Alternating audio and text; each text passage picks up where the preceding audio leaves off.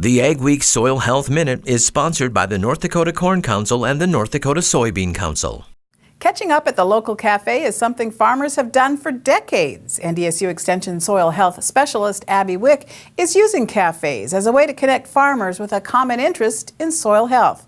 We joined her and specialists Kevin Sedovic and Miranda Meehan at the Cafe Talk in Mackville, North Dakota, to find out what farmers are talking about. Thank you everyone for being here. So I'm guessing most of you have not been to a cafe talk before. Basically, it's just an open discussion. Today we have Kevin Sedovic and Miranda Meehan here to talk about grazing and partnerships that can be formed for grazing cover crops. How long can you graze your cattle when you're out there on, say, barley ground and you've got some good regrowth? Sometimes I'll run them on a quarter of land and I think I'm good for a month, and 2 weeks later I'm starting to run out. If we can establish a good cover crop and a good grazing cover crop, is there demand for custom grazing? What species do we plant for grazing?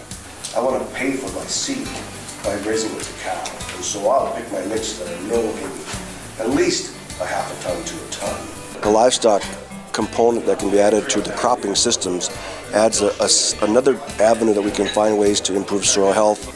In those rental agreements that you have, you want to make sure that you're laying out how much residue you want left behind so that you're both meeting your objectives. You really have to watch rye in the spring if you're going to seed soybean or anything into it, because it just, when it goes, it goes. So I would encourage anybody that's using rye in their system to really watch it and make sure that if you're not grazing it, that you terminate it. Our trial with grazing, we increased aggregate stability by year 2, and it was a significant increase versus not grazing it at all. Did you put urea down when you seeded it? A little bit, and it may have been too much, yeah. And then what were you putting in after winter wheat or barley? Radishes and turnips, basically. I won't recommend a turnip in a mix unless you have cattle, because a radish will do the same thing, and I feel more reliably that the radish will winter kill. Someone said something to the effect of you don't need as much water when you're grazing a cover crop versus a rangeland grass. Their water intake will go down by 50 to 75%. To see this many people here interested in this topic, or interested in general in soil health, makes me want to do more programming in this area.